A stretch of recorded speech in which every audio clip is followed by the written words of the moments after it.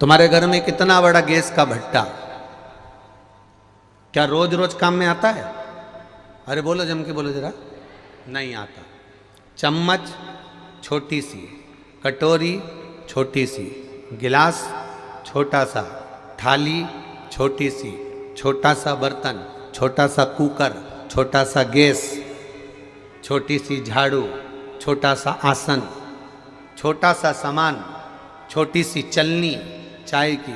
इतनी बड़ी कोई चाय की चलनी ला दे तो तुम्हारे क्या काम की? वो कोई बड़ा आयोजन होगा तब बड़ी चलनी काम आएगी, पर छोटी चन्नी चाय की तो हर कभी रोज रोज काम आती है।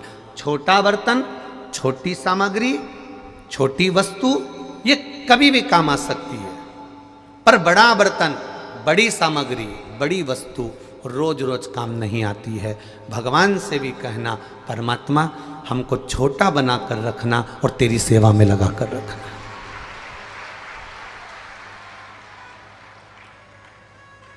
हमें छोटा बना कर रखना और तेरी सेवा में लगा कर रखना, तेरी सेवा से दूर मत करना। ज़्यादा बड़ा बना दोगे, ज़्यादा बड़े हो जाएंगे तो फिर वो बड़ा बर्तन, बड़ा भगोना, बड़ी परात कभी कभी काम आती है। जब कहीं कुबेरेश्वर धाम पर कथा हो तो बड़ा बर्तन निकल कर बाहर आता है, छोटा बर्तन नहीं है। मंदिर बनाने में करोड़ों रुपए लग जाते हैं, मंदिर बनाने में लाखों रुपए लग जाते हैं। मंदिर बनाने में करोड़ों लाखों रुपए लोग लगा देते हैं, मंदिर की शोभा बढ़ा देते हैं, मंदिर सुंदर बन जाता है। पर मंदिर की सबसे ज्यादा सुंदरता उस पूरे बने हुए मंदिर की रौनकता केवल एक ही चीज पे टिकी रहती है। मंदिर के शिखर पर जो गुम्मत चढ़ी होती है, पीतल का कलश चढ़ा होता है, सबसे ज्यादा मंदिर की रौनक उसी पर टिकी होती है। करोड़ों का बना दिया। अब मंदिर इतना विशाल है और उसमें शिखर जो छोटा सा लगा हुआ है, उस शिखर से मंदिर की रौनक है, उस शिखर से मंदिर की रंगत है। पूरे मंदिर का भी छोटा सा अंश है वो शिखर, छोटा सा अंश।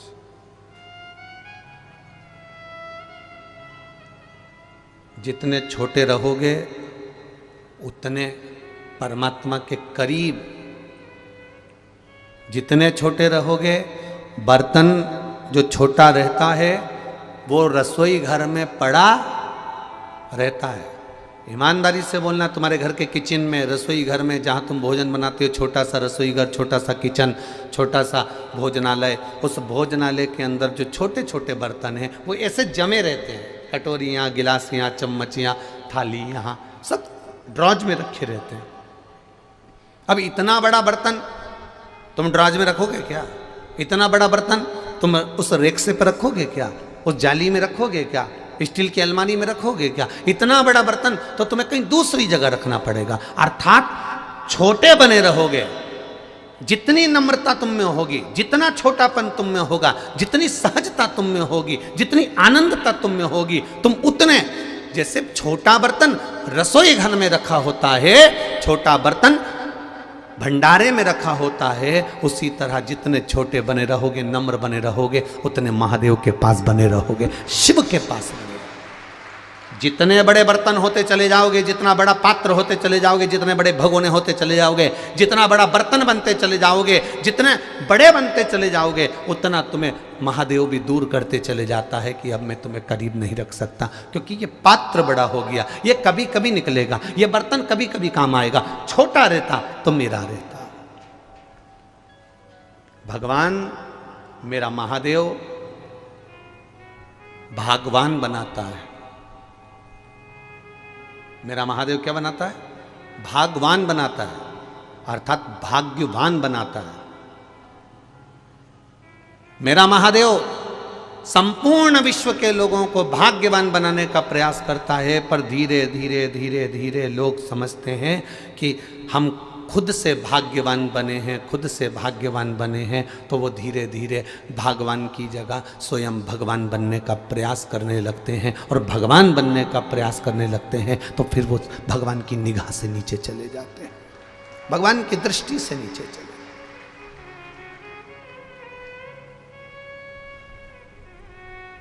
आप करो भजन, आप करो स्मरण, आप भगवान की भक्ति को जितना धारण कर सकते हो करो। ये कुबेरेश्वर धाम की पावन कथा कर रही, अपने निर्मल मन को भगवान के चरणों में छोड़ने का प्रयास करो। हम तुमसे ये कभी नहीं कहते कि तुम 24 घंटा जाकर मंदिर में बैठ जाओ, या 24 घंटा जाकर कथा में बैठ जाओ, या 24 घंटा जाकर तीर्थ में बैठ जाओ। ना ना ना ना, अपने घर में रहो। हम तो कई बार कथाओं में कहते हैं कि छोटे छोटे बच्चे अगर तुम्हारी गोदी में हैं तो उनको लेकर कथा में मत पहुंचो। घर में बुजुर्ग माता पिता बीमार पड़े हैं तो तुम कथा में मत पहुंचो। क्यों? वो छोटे बच्चे की सेवा कर लोगे, वो बुजुर्ग माता पिता की सेवा कर लोगे तो सीहोर वाला महाराज की शिव पुराण का फल वैसे ही मिल जाएगा।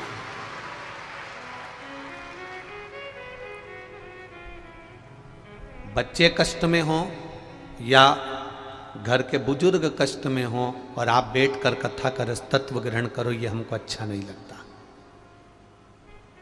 प्रयास करो।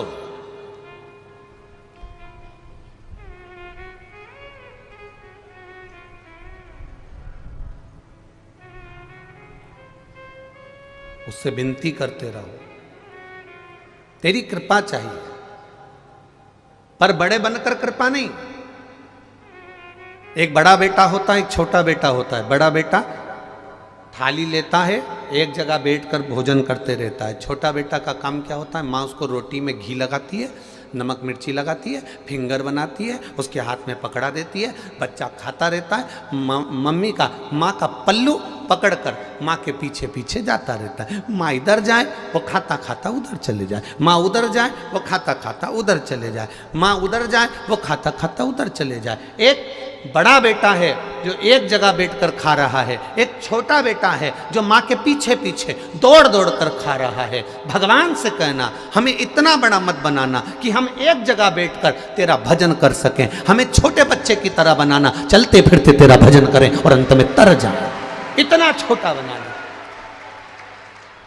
छोटा बच्चा चलते चलते भोजन कर रहा है और माँ के पीछे चल रहा है, उसी तरह हमको इतना छोटा बनाकर रखना कि चलते फिरते तेरा नाम भजें। हम कोई तपस्वी नहीं बनना चाहते, हम साधक नहीं बनना चाहते, हम संत नहीं बनना चाहते, हम साधु नहीं बनना चाहते। हम तो अपने घर में रहना चाहते हैं, अपनी गृहस्थी में रहना चाहते हैं, अपने परिवार में रहना चाहते हैं, पर छोटे बनकर रहेंगे तो सुखी रहेंगे, सुखी।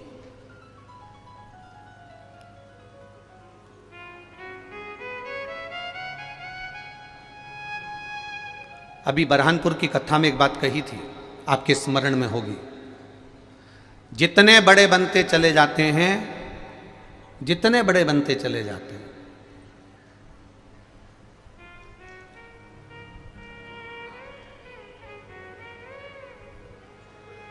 उसकी दो चीजें उसके पास से चली जाती है। हम जितने बड़े बनते चले जाएंगे उसकी दो चीजें उसके पास से चली जाएंगी। क्या क्या? एक उसके चेहरे की स्माइल और एक उसके थाली में मलाई। थाली में भोजन में उसके ना तो घी मिलेगा, ना शक्कर मिलेगी, न रबड़ी मिलेगी, न बालूशाही मिलेगी, न जोरदार एक से बढ़कर एक मालपुआ रबड़ी कुछ भी उसकी थाली में नहीं मिलेगी। जितना बड़ा बनता चले जाता है उतनी उसकी स्माइल कम हो जाती है, हंसी कम हो जाती है और थाली में भोजन की मात्रा कम होती चली जाती है। तो ऐसा बड़प्पन किस काम का? ऐसा बड़प्पन किस काम का कि तुम चार लोगों में खुलकर हंस भी नहीं सकते?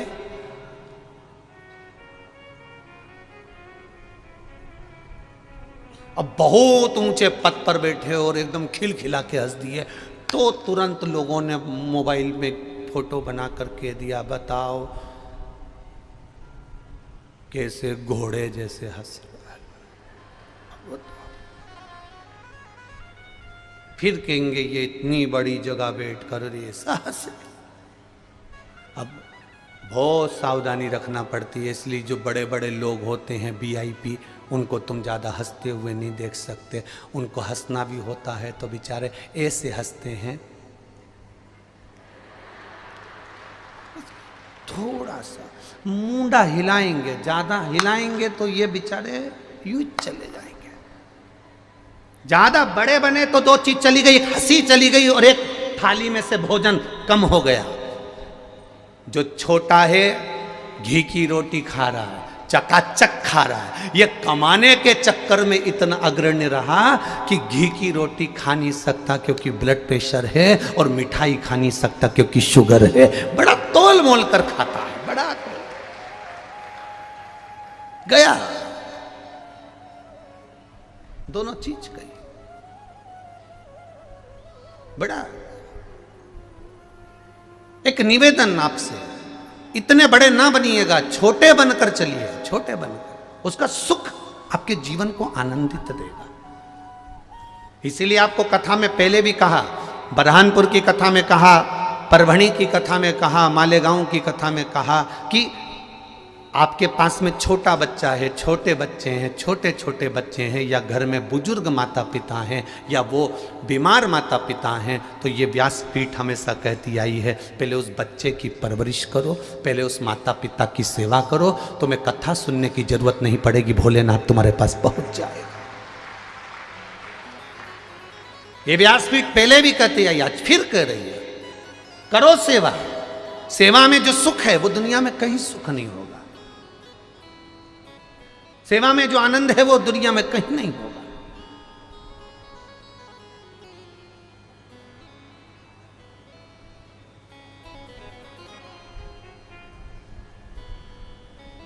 महाराज, तेरी कृपा बिना ना हिले एक भी अणु, लेते हैं श्वास तेरी कृपा से तनो तनो।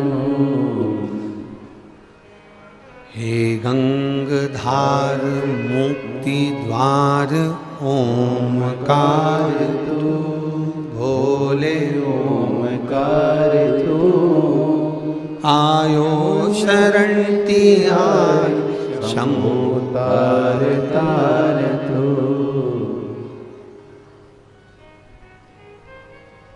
जितने हम बड़े बनते चले जाते हैं, उतने हम संस्कारों से विहीन होते चले जाते हैं। पर बड़े बनने में आपके विश्वास की प्रबलता होना चाहिए। महाराज,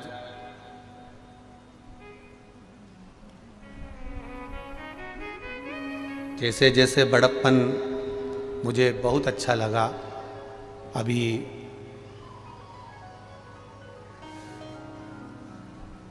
अंबानी परिवार ने एक चीज संसार के लोगों को बहुत अच्छी दर्शाई। एक चीज अंबानी परिवार ने संसार के लोगों को बहुत अच्छी दर्शाई। करोड़पति अरबपति होने के बाद भी शादी करी तो बेटे बहू किसी हिल स्टेशन पर नहीं गए, वो बेटे बहू सारे देवालय और शिवालय घूमते रहे। ये प्रेरणा दी। और आप लोगों ने भी मीडिया में देखा होगा, सोशल मीडिया में देखा होगा, कहीं नाथद्वारा जा रहे हैं, कहीं तिरुपति जा रहे हैं, कहीं काशी जा रहे हैं, कहीं सोमनाथ जा रहे हैं, कहीं मल्लिकार्जुन जा रहे हैं। ये प्रेरणा दी है।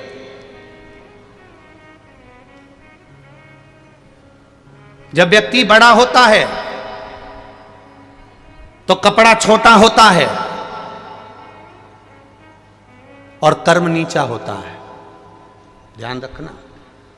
जब व्यक्ति बहुत ओहदे पर पहुंच जाता है, जब व्यक्ति बहुत पैसे वाला हो जाता है, धनपति बनता चले जाता है, करोड़पति बनता चले जाता है, जिसके पास में वैभव आने लगता है, उसका धीरे धीरे कपड़ा छोटा होने लगता है। पहले फुल पैंट पहनता था, पैसा ज्यादा आ गया, हाफ पैंट पे आ गया, और पैसा जितना जितना पैसा बढ़ेगा उतनी उतनी पैंट छोटी होती चली जाएगी। जितना जितना पैसा बढ़ते चले जाएगा उतना उतना कपड़ा छोटा होते चले जाएगा, और कपड़ा छोटा होगा और कर्म नीचा होते चले जाएगा।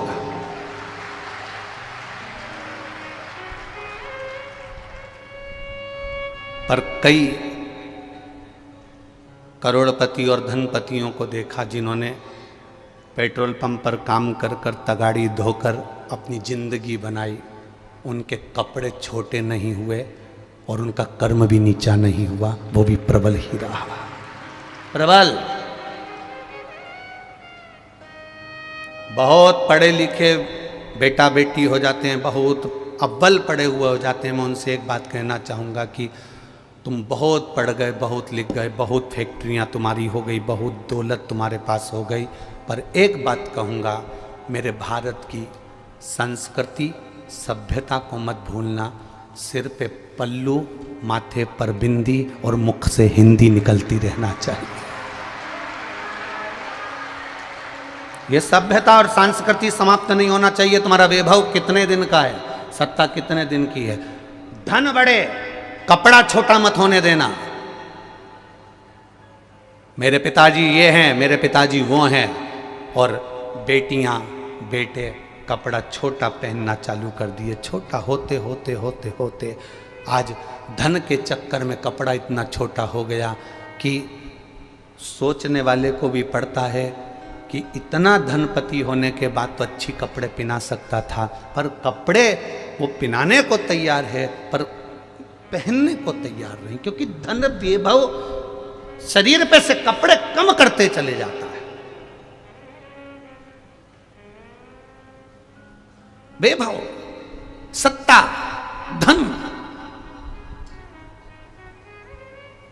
मेरे भारत की पहचान, मेरी भारत की संस्कृति की पहचान, मेरे भारत की सभ्यता की पहचान आज भी मीराबाई का कोई चित्र देखना, कर्माबाई का कोई चित्र देखना, मुक्ताबाई का कोई चित्र देखना, माँ शारदा का कोई चित्र देखना, आज भी जितनी संत सन्यासन साध्वी साधु तपस्वी जो पूर्व में हुई हैं, मुक्ताई वगैरह जो भी हैं, इनका दर्शन यदि करोगे तो इनका सिर पे पल्लू नीचे नहीं मिलेगा, इनके सिर पे पल्लू ढका हुआ मिलेगा। ये प्रेरणा देते हैं कि तुम कैसे भी आगे बढ़ो पर मस्तक से पल्लू नहीं हटना चाहिए। आज क्या हो रहा है, क्या वस्त्रों की आजकल फैशन इतनी विचित्र आ गई कि उसका क्या वर्णन करो, क्या कहो उसको।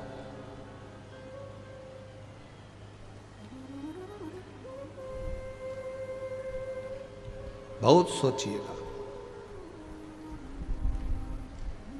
मत बुरे कर्म कर बंदे वरना पछताएगा, भगवान की आंखों से तू बच नहीं पाएगा, तू बच नहीं पाएगा। इसलिए कर्म की प्रधानता को मानकर ये ना सोचे कि वैभव बहुत हमारा है तो हम वस्त्र कैसे भी पहनेंगे चल जाएगा। ना ना ना ना, उसको धारण करना है तो हमें हमारी भारत की सभ्यता से, हमारी संस्कृति से धारण करो। पहनो, पहनावा पहनने को मना नहीं, पर जो लायक हो वो पहनो। अब ऐसे तो कितना गाना गाते हैं जब दूल्हा स्टेज पे आता है। जब दूल्हा स्टेज पर आता है तो कितनी धुन बजती है। वो एक गाना गाते ना, अजीबो शान शहंशाह। जब दूल्हा स्टेज पर आ रहा है और डीजे पर गाना बज रहा है, अजीबो शान शहंशाह। अब दूल्हे को भी लग रहा है कि मेरे लिए गाया गया है, मैं शहंशाह। और जिसकी शादी में इतने जोरदार जोरदार गाने बजे कि उसको शहंशाह बना दिया, बाद में उनकी पत्नी उनसे कहती है दूध की थैली लिया और ताबील लपेट के जाए तो क्या लगे। ताबील लपटी हुई है और पत्नी कह रही है दूध की थैली लिया। अब वो अजीबो शान शहंशाह दूध की थैली लेने गया, दोस्त कह रहा है आज तो तू तो रोज 8:30 बजे उठता था, आज 6 बजे। अरे वैसे ही आज नींद नहीं आई मारे, आज मारे नींद नहीं आई। तो क्या थारे को तो मैं पहचानूं, तू 9-10 बजे उठने वाला, भाभी आई जब से तो तू फिर भी 8-8:30 बजे उठ जाए है। पर आज तो गजब कर दिया तेने, 6:30 बजे, बस मारे नींद नहीं आई। इतने में पीछे डीजे में फिर गाना चल, अजीबो शान से। इतने में ये चिल्ला के बंद कर दे इस गाने को, बंद करो, बंद कर दे इस गाने को। उसने पूछा क्यों बंद करूं, मेरी दुकान पे बज रहा है, मेरी दुकान पे बज रहा है, नहीं करना बंद, नहीं बंद कर तू इस गाने को। पूरी जिंदगी नाश कर दी इस गाने ने। स्टेज पे माला लेकर खड़ा था जब गाना बज रहा था, अजीबो शान शहंशाह। वो शहंशाह को काबिल पे दूध लेने भेज दिया। ना ना, हमारी भारत की सभ्यता संस्कृति ये ज्ञान देती है कि आपके मस्तक पर रखा हुआ वो वस्त्र का टुकड़ा, आपके मस्तक पर रखा हुआ वो एक छोटा सा चीर, आपके मस्तक पर रखा हुआ एक छोटा सा वो कपड़ा, वो साधारण नहीं है, वो आपके पूर्वजों का हाथ आपके सिर पर रखा हुआ है। वो आपके पूर्वजों का हाथ आपके सिर पर रखा है।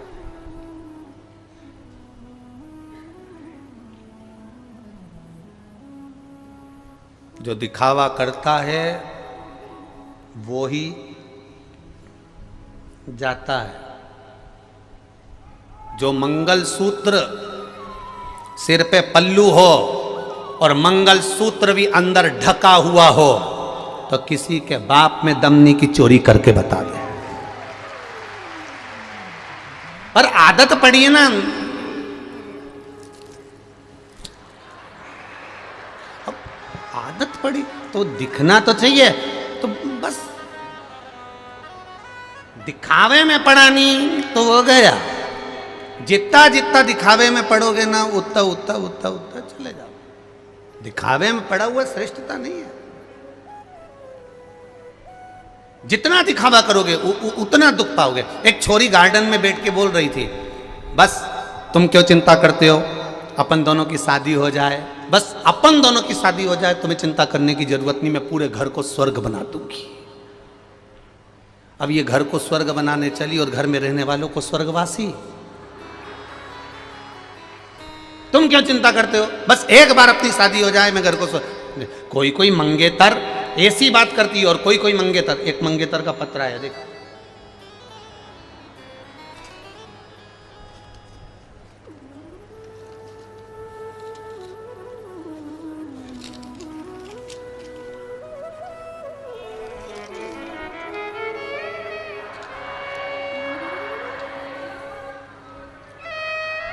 मैं जय पाठक काशी का रहने वाला हूँ। कहीं बैठे हो जय पाठक तो हाथ हिला सकते हो। मैं जय पाठक काशी का रहने वाला हूँ महाराज जी। मेरा जॉब पुणे में है। मेरा मोबाइल नंबर ये है, आप लोग भी पत्र को टीवी पर पढ़ सकते हो। मैं महाकालेश्वर और सीहोर दर्शन के लिए, मेरी मंगेतर को दर्शन कराने के लिए छत्तीसगढ़ गया था। वहाँ हम यहाँ कुबेरेश्वर धाम आए हैं। महाराज मैं बाबा का क्या बखान करूँ महाराज जी। मैं 10 से 12 साल से गुटखा खाने की लत थी। 10 से 12 साल से गुटखा खाने की लत थी महाराज। बाबा की कृपा ऐसी हुई महाराज जी, मेरी मंगेतर ने शिवजी के मंदिर में ले जाकर एक दिन मुझे खड़ा करा और शिवजी पे से एक बेलपत्र उठाकर मुझे दिया और एक बेलपत्री मुझे शंकर जी की दे दी और उसने एक ही बात कही, आप शिव मंदिर में आए हो। सीहोर वाला महाराज कहता है शिव के दरवाजे पर हमेशा सत्य बोलना। एक बात कहूँ, ये बेलपत्र आज खाओ और गुटके को त्याग दो। गुरुदेव 10 से 12 साल तक मेरे पूरे परिवार ने उस गुटखे को छुड़ाने का प्रयास करा। 30 से 40 गुटखा प्रतिदिन खाता था। एक बेलपत्री मेरी उस मंगेतर ने मुझको दी, मैंने शिव मंदिर में जिस दिन से खाई, गुटखे से ऐसी नफरत हो गई कि आज मैं उस गुटखे को छोड़ चुका हूं, नहीं खा। धन्यता है आपकी, साधुता है। ये आपका प्रयास है शिव के प्रति। दुनिया के लोग आज के समय में शंकर जी के नाम से बहुत नशा करा रहे हैं। भांग पियो, शंकर जी की प्रसादी है।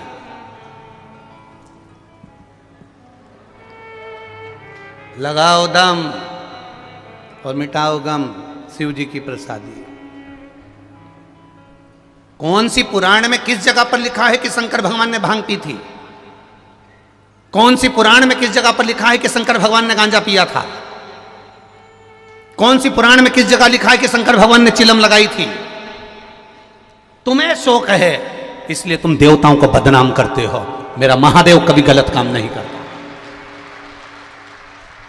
मेरा महादेव कभी गलत काम नहीं करता, क्योंकि मेरा महादेव प्रेरणा देता है। अगर गलत काम करते होते मेरे महादेव तो पहला झगड़ा होता अमृत के लिए। मैं विष नहीं पीऊंगा, मुझे अमृत ला के दो। पर विष पी गया कि मैं क्रोध नहीं चाहिए, झगड़ा नहीं चाहिए। क्या करूंगा उससे? अमृत का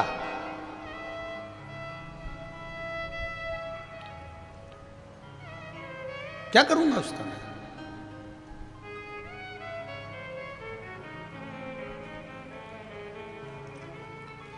एक घर में इकट्ठे रहने से परिवार नहीं होता। जी सुन लो री, जहां जहां से आई हो, और जी जाओ तुम भी।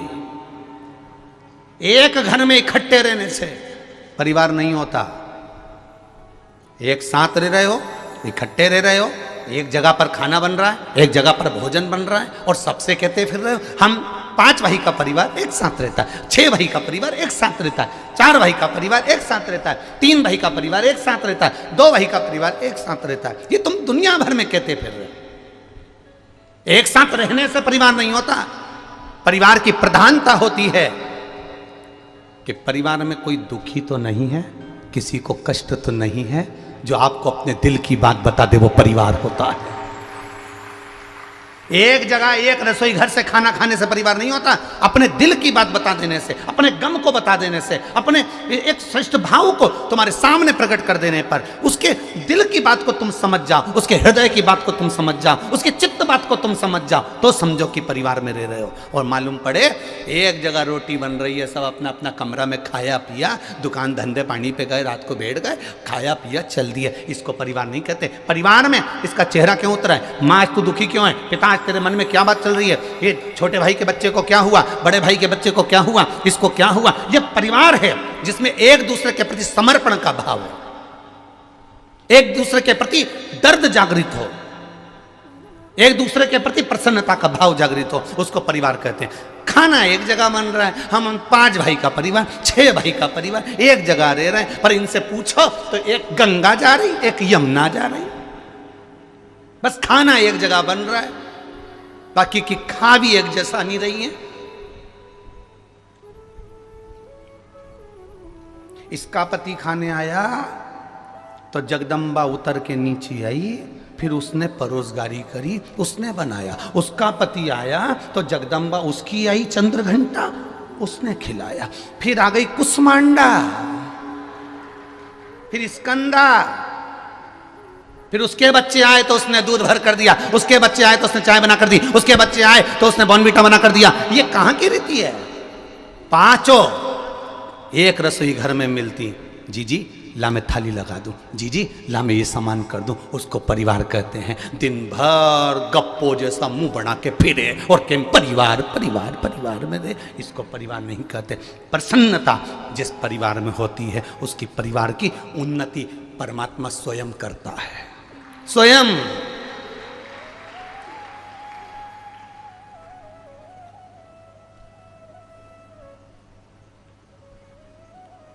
कितनी तमन्नाएं हमारे भीतर, कितनी आकांक्षाएं, कितनी इच्छा भरी हुई है,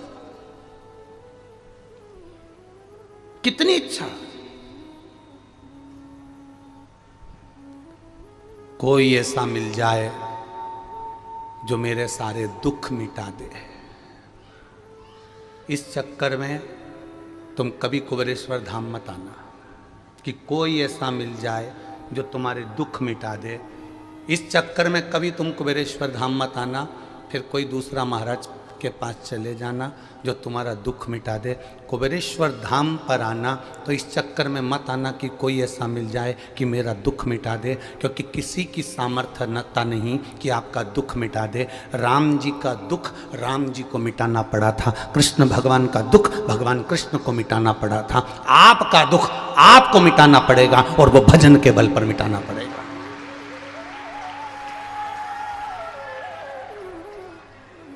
इस चक्कर में मत आना कि आपका दुख सीहोर वाला महाराज काट देगा। ना ना ना ना, पहले भी कहा, आज फिर कर रहे हैं, तुम्हारे दुख को तुम्हें काटना है।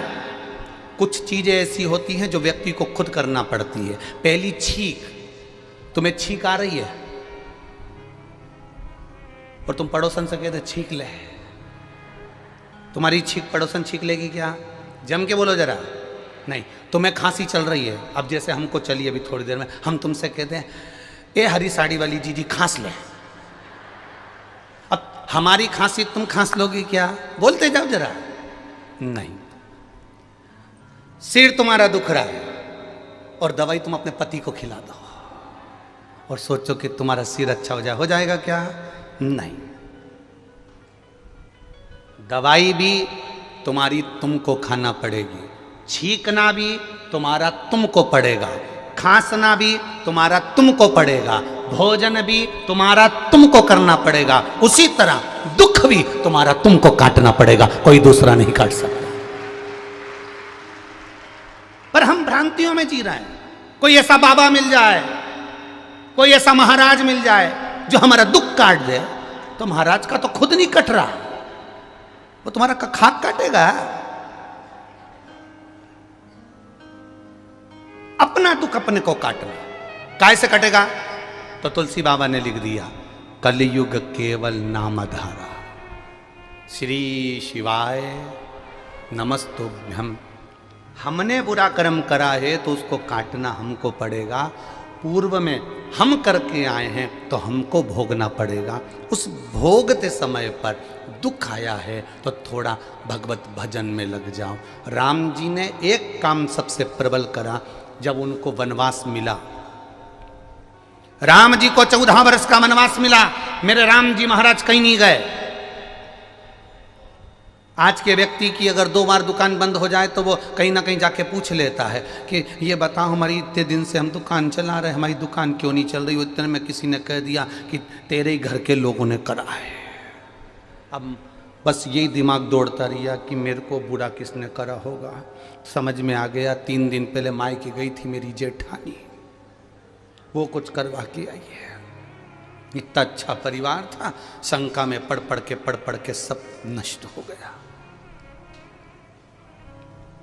राम जी को 14 वर्ष का वनवास मिला, राम जी किसी के पास नहीं गए। भगवान कृष्ण को ब्रज छोड़कर मथुरा जाना पड़ा, मथुरा छोड़कर भगवान कृष्ण को द्वारका जाना पड़ा।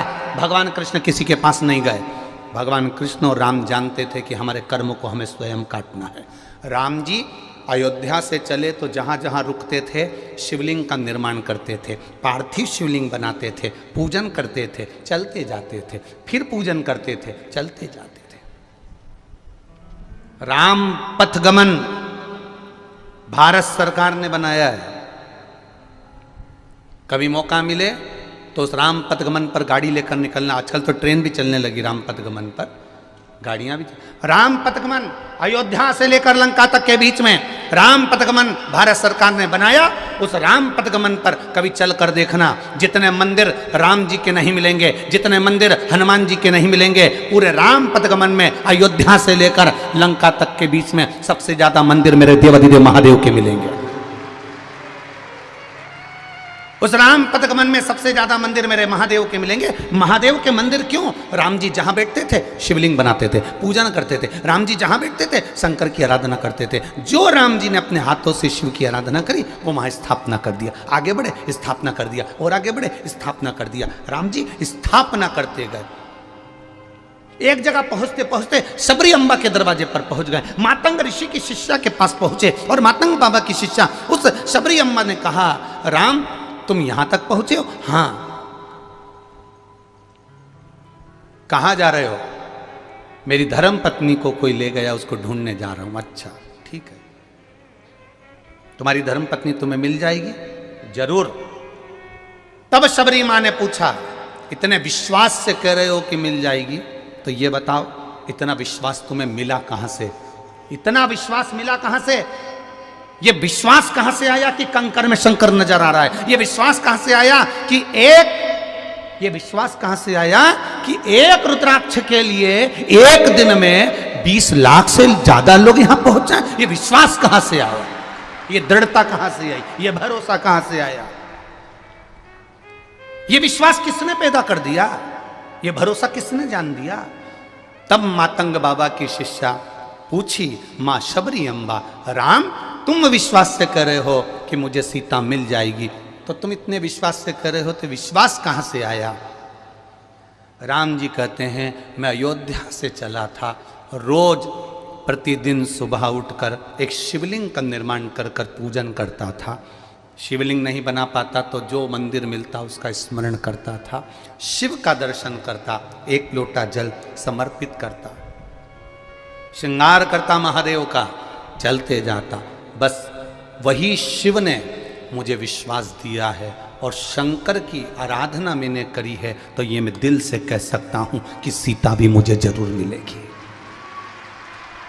वो सीता नहीं है, वो भगवान राम की मंजिल तक पहुंचना था उनको, उस मंजिल तक मुझे। तो आप भी शंकर के मंदिर जा रहे हो, एक लोटा जल चढ़ा रहे हो, शिव जी पे बेलपत्र चढ़ा रहे हो, शंकर भगवान का गुणगान कर रहे हो, शिव मंदिर में झाड़ू लगा रहे हो, शंकर भगवान के मंदिर में पोछा लगा रहे हो, ये तुम्हारा विश्वास जागृत हो गया कि मुझे ये विश्वास है कि भोला सब दुख, ये मेरा विश्वास पक्का हो गया कि वो दुख काटेगा तो वही काटेगा। फिर वही वाली बात आ गई जो आपको मालेगांव में कही थी, बच्चा रोता है तो माँ कह देती है बाबा आ रहा है, बच्चे ने रोना बंद कर दिया। आधा घंटा बच्चे ने देखा चारों तरफ घूम घूम के, कोई बाबा नहीं आया, तो फिर चालू हो गया पे, फिर चालू हुआ तो माँ ने वो बाबा आया, बच्चा फिर चुप हो गया। फिर कहा, बच्चा फिर रोया तो कहे वो बाबा आया, बच्चा फिर चुप। अब जरा विचार करिए, चित्तवृत्ति में उतारिए।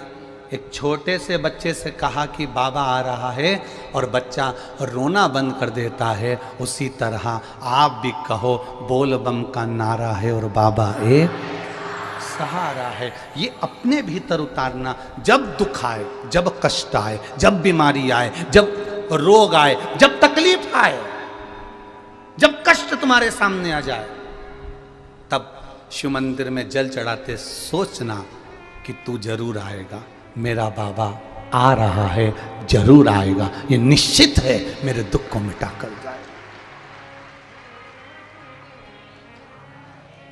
एक उसके भरोसे पर, एक उसके सहारे पर हम खड़े हैं, उसके इंतजार में।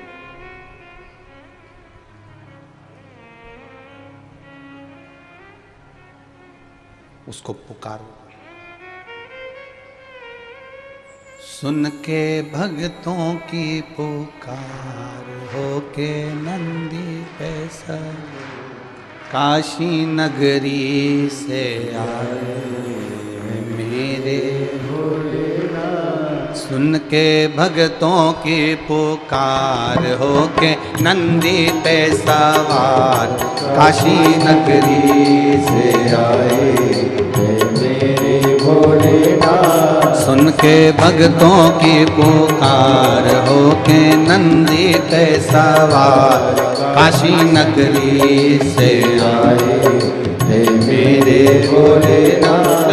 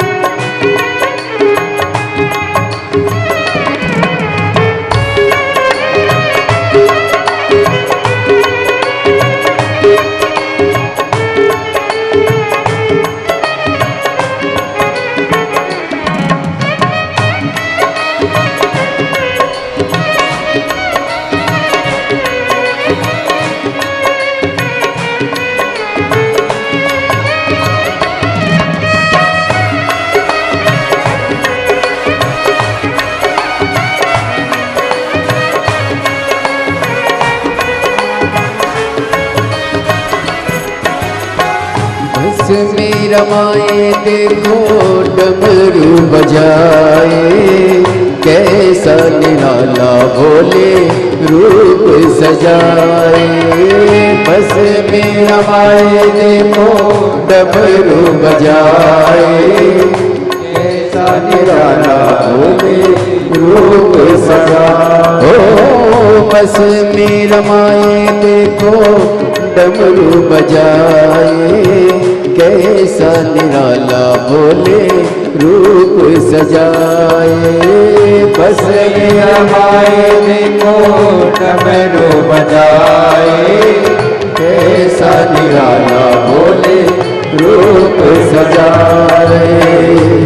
गले सर्पों का हार होके नंदी पे सवार, काशी नगरी से आए हैं मेरे भोलेनाथ। सुन के भक्तों की पुकार होके नंदी पे सवार, काशी नगरी से आए हैं मेरे भोलेनाथ।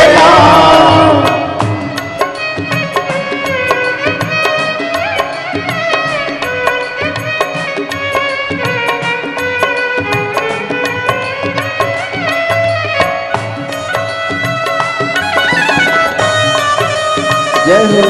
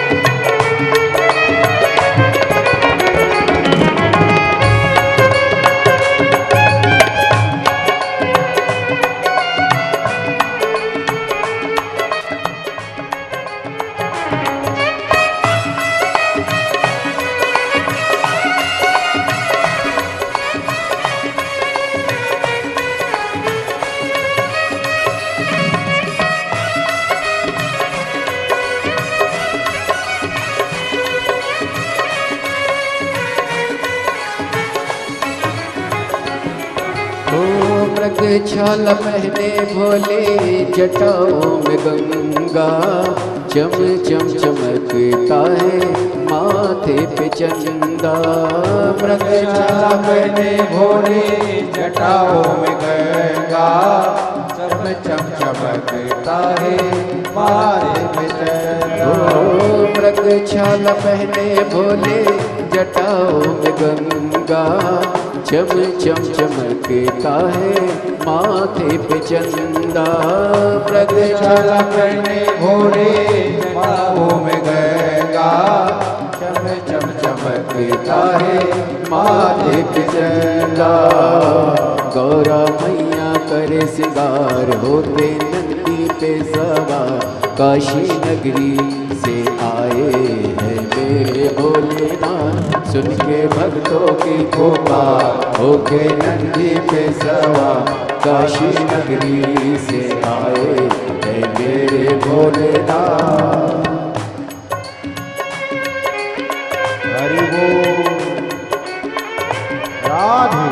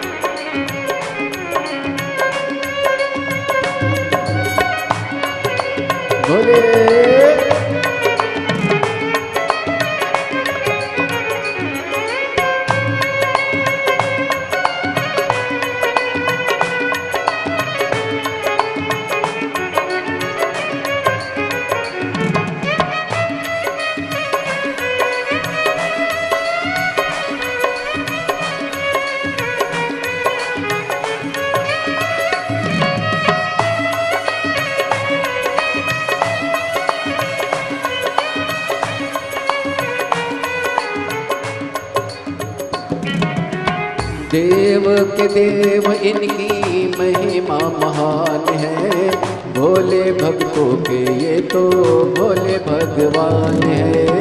देव के देव इनकी महिमा महान है, भोले भक्तों के ये तो भोले भगवान है।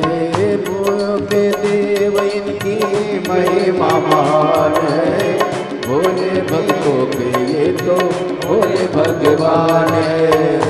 करने भक्तों का उद्धार होके नंदी पे सवार काशी नगरी से आए हैं मेरे भोलेनाथ। सुन के भक्तों की पुकार होके नंदी पे सवार काशी नगरी से आए हैं मेरे भोलेनाथ। सुन के भक्तों की पुकार होके नंदी पे सवार काशी नगरी से आए हैं मेरे भोलेनाथ। होके नंदी पे सवार सुन के भक्तों की पुकार काशी नगरी से आए हैं मेरे भोलेनाथ। सुन के भक्तों की पुकार होके नंदी पे सवार काशी नगरी से आए हैं मेरे भोलेनाथ। हो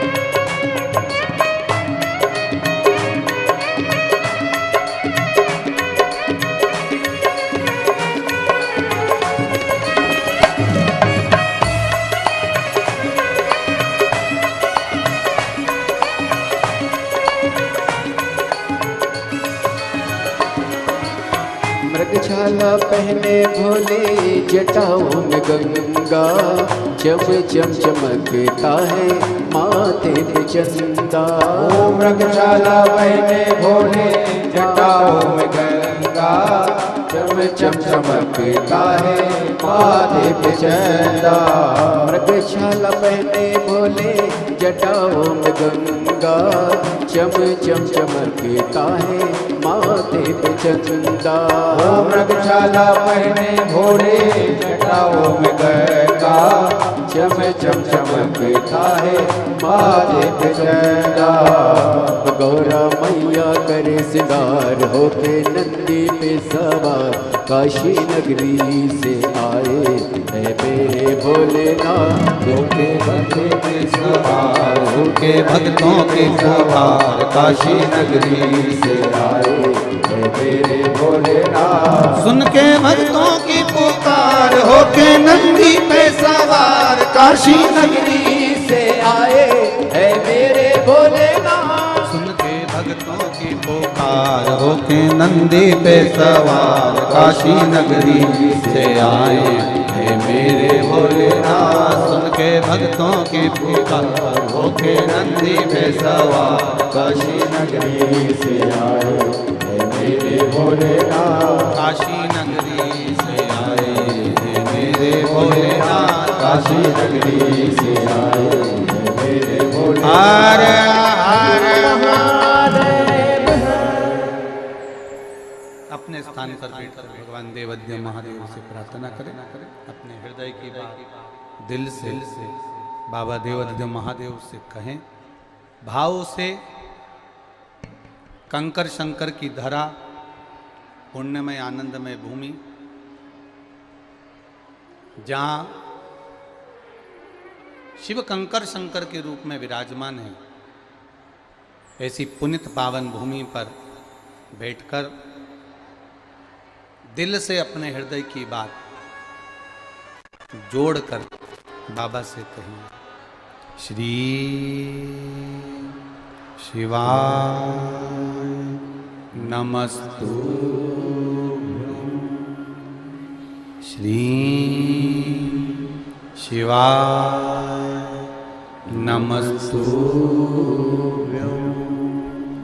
श्री शिवाय नमस्तु, श्री शिवाय नमस्तु, श्री शिवाय नमस्तु। भोला सब दुख काटो मारा, ओ भोला सब दुख काटो मारा। शिव शंकर जपू तेरी माला, भोले बाबा जपू तेरी माला। भोला सब दुख काटो मारा, ओ भोला सब दुख काटो मारा। देश है मंगल मंगलकारी, देश है मंगल मंगलकारी। शमशान वासी हमारा, शमशान वासी हमारा। भोला सब दुख काटो मारा, ओ भोला सब दुख काटो मारा। भगवान शिव ओघड़दानी त्रिकालदर्शी कैलाशी अविनाशी शिव तत्व कह, अपने कर्म के अनुसार भोगना हमको है। शिव महापुराण की कथा कहती है, जिस समय पर माँ जगतजननी पार्वती मैया भगवान शंकर जी के साथ में पाणी ग्रहण संस्कार कर रही हैं, माता पार्वती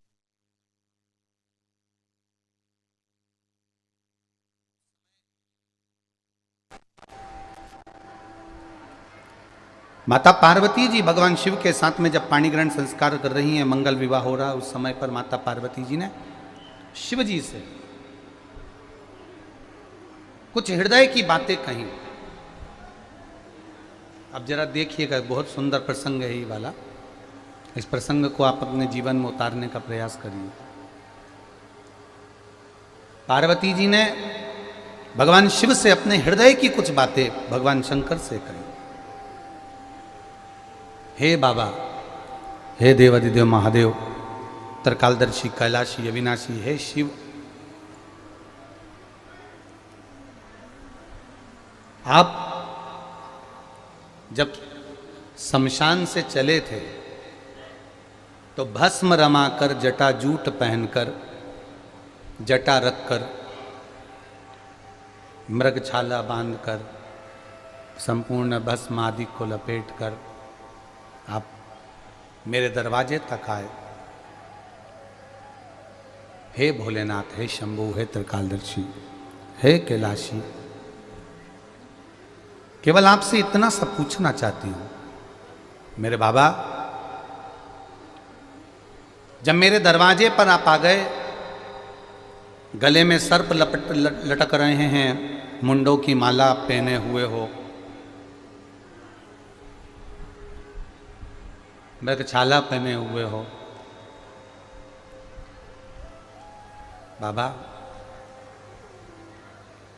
मेरी माँ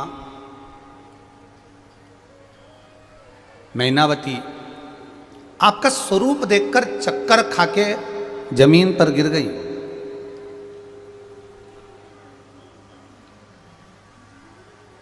मेरी माता चक्कर खाकर जमीन पर गिर गई आपका केवल स्वरूप देखकर, केवल स्वरूप देखकर। तब आपने ये सारा रूप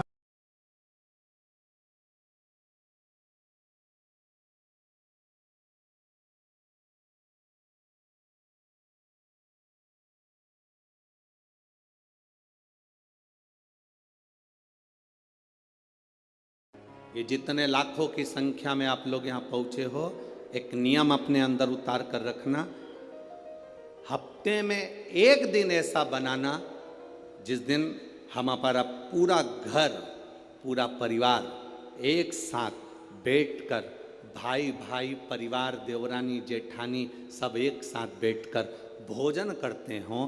जब पूरा परिवार एक साथ बैठकर भोजन करता है तो हमारे घर के संस्कार कभी समाप्त नहीं होते, संस्कार बने रहते हैं। पूरा घर, पूरा परिवार एक साथ बैठकर भोजन कर,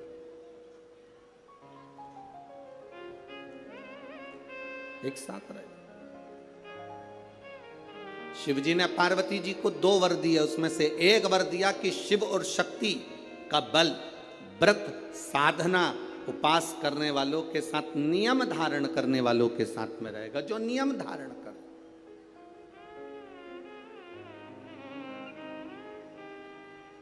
आप किसी संकल्प को उठाइए, वो संकल्प आपका परमात्मा पूरा जरूर करेगा। आपका बल, आपने सोच लिया कि मुझे ये पद पाना है, आपने सोच लिया मुझे इंजीनियर बनना है, आपने सोच लिया मुझे डॉक्टर बनना है, आपने विचार कर लिया कि मुझे कमिश्नर बनना है, आपने विचार कर लिया मुझे कलेक्टर बनना है, मुझे एसपी बनना है, मुझे टीआई, जो आप बनना चाहते हो, जो आप सीए बनना चाहते हो, जो आप बनना चाहते हो, उसका बल आपके भीतर स्वयं शिव देते हैं। शंकर देते क्या है? बल प्रदान करते हैं।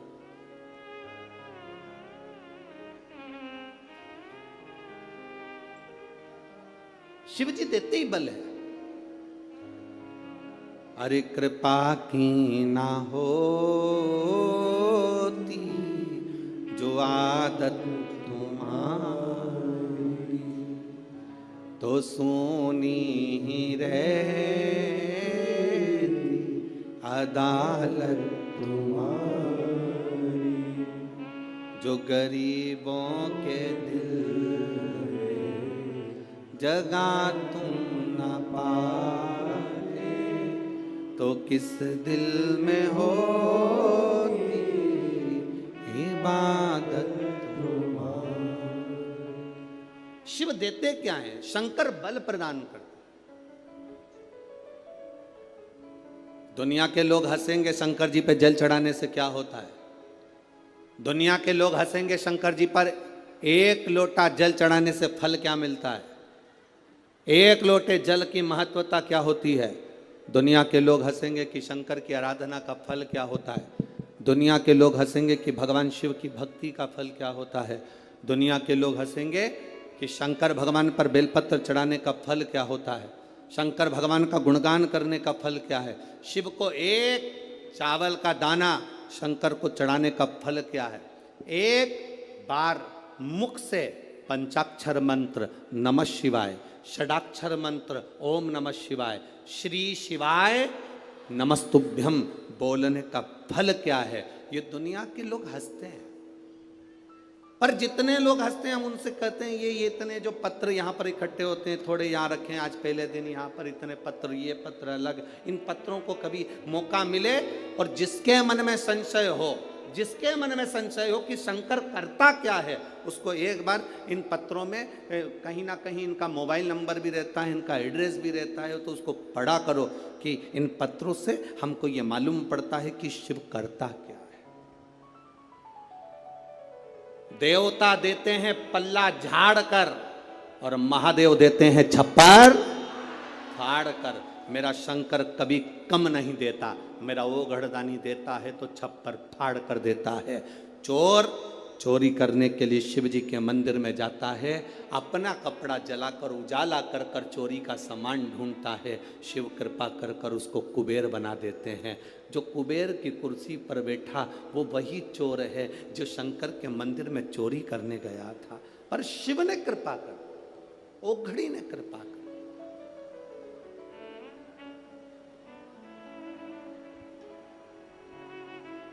वो करुणा सागर।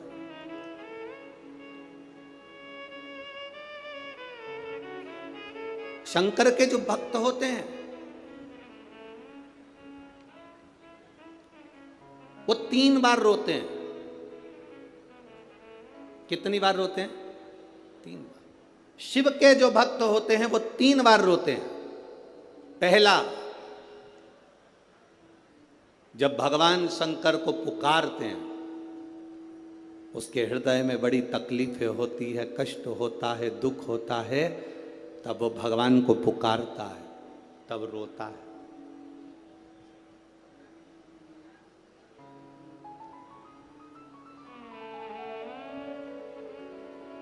शिव के भक्त 3 बार रोते हैं। पहला, जब वो बाबा को पुकारता है, दुख की घड़ी में, कष्ट की घड़ी में, तकलीफ की घड़ी में, तब वो बाबा को पुकारता है, तब रोता है। दूसरी बार, शिव का भक्त जब बाबा नहीं सुनते, बाबा नहीं आते, उसका दुख जब समाप्त नहीं होता और भगवान जब आते नहीं, उसका दुख जाता नहीं, शंकर का भक्त फिर रोता है। शिव के भक्त 3 बार रोते हैं। एक बार भगवान को पुकारते हैं तब, दूसरा भगवान नहीं आता तब, और तीसरी बार शंकर के भक्त तब रोते हैं जब भगवान मिल जाते हैं और उसका कार्य जब पूर्ण हो जाता है, तब भी वो रोता है, तब भी रोता है। शंकर के भक्त 3 बार रोते हैं। पहली बार जब भगवान को पुकारेगा तब रोएगा, दूसरी बार जब भगवान नहीं आएंगे तब रोएगा, और तीसरी बार जब भगवान आ जाएंगे तब रोएगा। तीसरी बार इसलिए रोता है कि मेरे जैसे पापी पर भी तूने कृपा कर दी।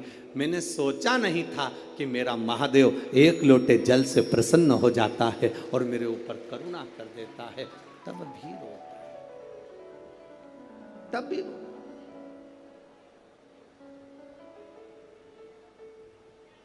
बस आपका भरोसा, आपका विश्वास दृढ़ होना चाहिए, और जितना विश्वास, जितना भरोसा आपका पक्का होगा, उतना परमात्मा को मिलने में देरी नहीं होगी।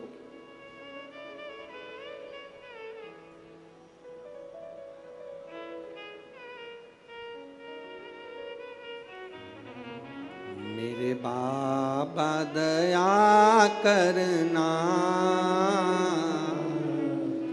मैं तेरे भरोसे हूँ। मेरे बाबा दया करना, मैं तेरे भरोसे हूँ। ना घर के भरोसे हूँ, ना परिवार के भरोसे हूँ, ना घर के भरोसे हूँ, ना परिवार के भरोसे हूँ। मेरे बाबा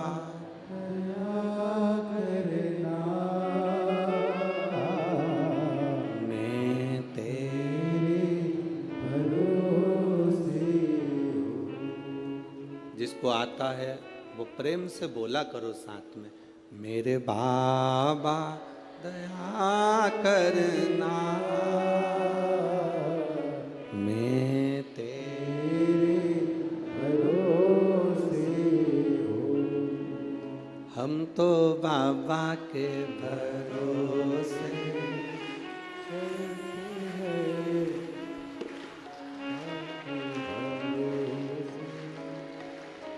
एक से चल रहा है सारे स्वर, एक से चल रहा है सब।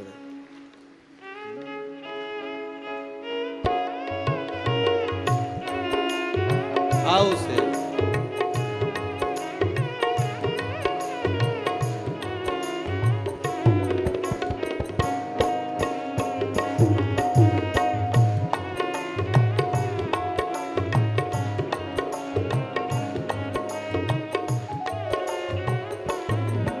तो बाबा के भरोसे चलते हैं, हम तो बाबा के भरोसे चलते हैं। ये दुनिया वाले जलते हैं, ये दुनिया वाले जलते हैं, ये दुनिया वाले जलते हैं, ये दुनिया वाले जलते हैं। हम तो बाबा के भरोसे चलते हैं, हम तो बाबा के भरोसे चलते हैं, भोले बाबा के भरोसे चलते हैं, भोले बाबा के भरोसे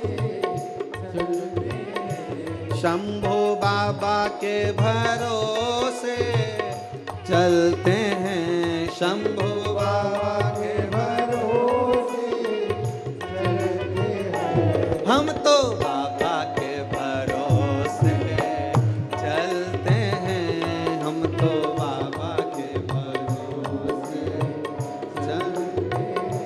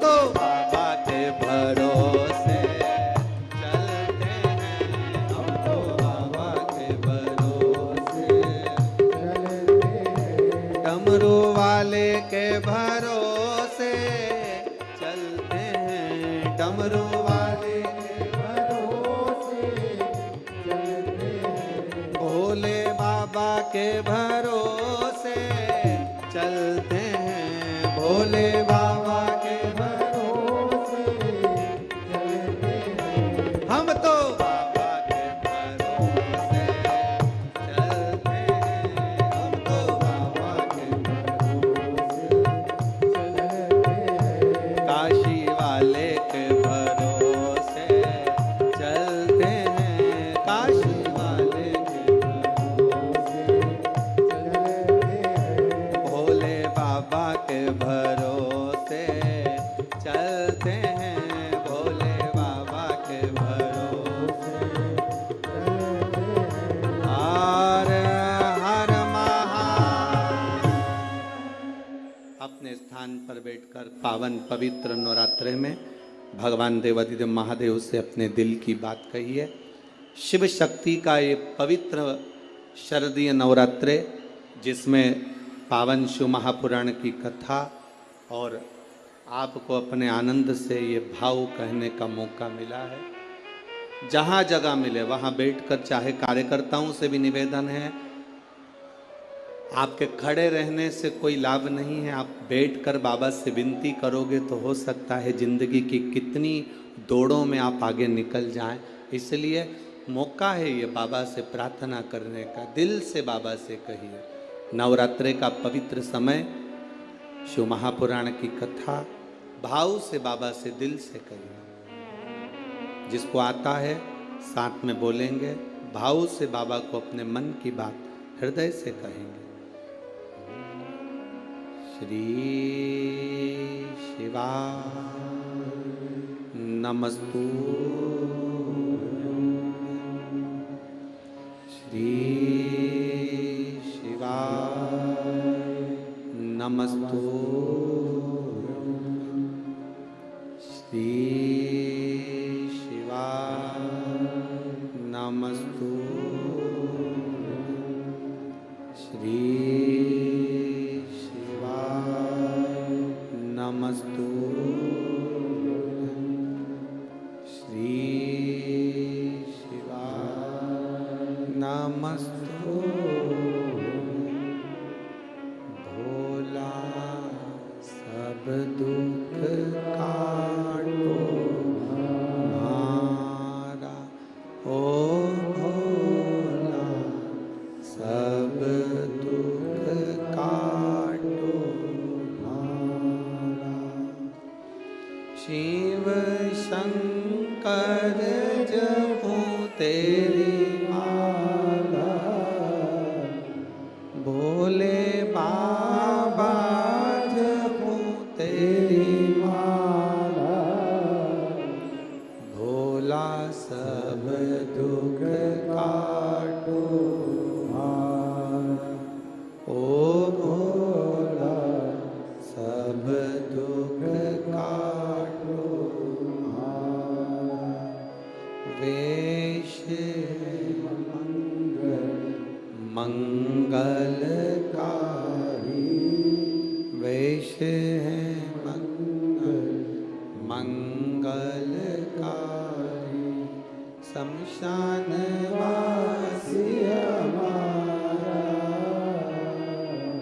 शमशान वासी हमारा, ओ भोला सब दुख काटो हमारा, ओ भोला सब दुख काटो हमारा।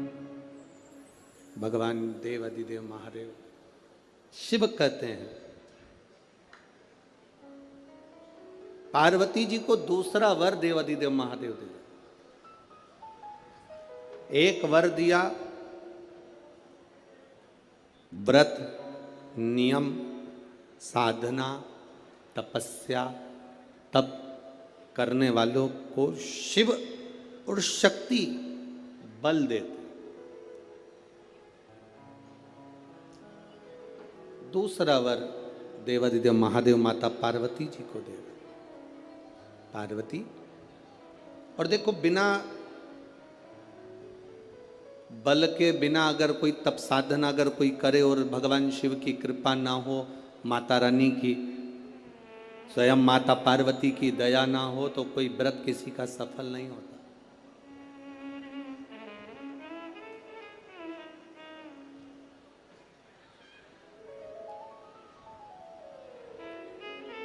राजा प्रसेनजीत की 2 बेटी थी। एक का नाम था नेनुका और दूसरे का नाम था रेणुका।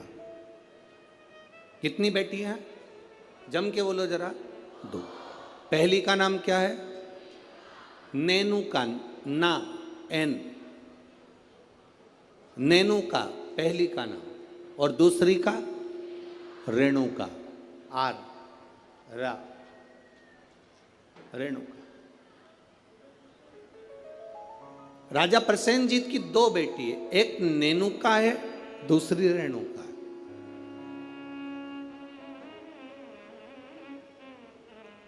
नागपुर में भी कहीं ना कहीं रेणुका माता का मंदिर होगा, है? अच्छा, एक का नाम है नेनुका, दूसरी का नाम है रेणुका। अब देखिए तप का बल कैसे प्राप्त होता है। दोनों देवियों में विचार करिए, ये दोनों राजा प्रसेनजीत की दोनों बेटी है, रेणुका और नेनुका, ये दोनों बेटी राजा प्रसेनजीत।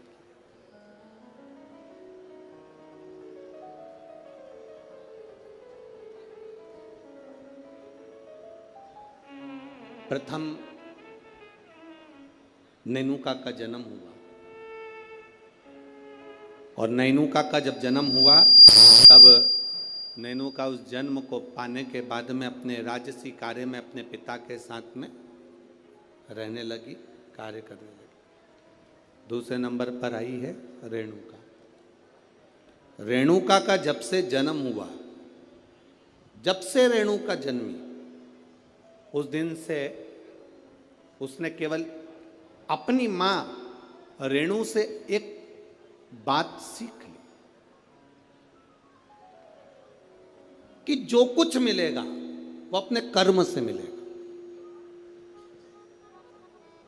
जो कुछ मिलेगा वो अपनी मेहनत से मिलेगा। इसलिए मत बुरे कर्म कर बंदे, वरना पछताएगा।